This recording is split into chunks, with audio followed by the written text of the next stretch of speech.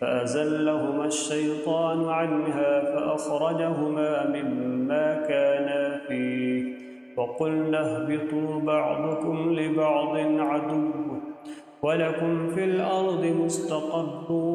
ومتاع إلى حين فتلقى آدم من ربه كلمات فتاب عليه إنه هو التواب الرحيم قلنا اهبطوا منها جميعا فإما يأتينكم مني هدى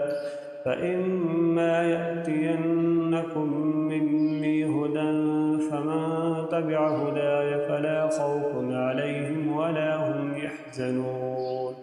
والذين كفروا وكذبوا بآياتنا أولئك أصحاب النار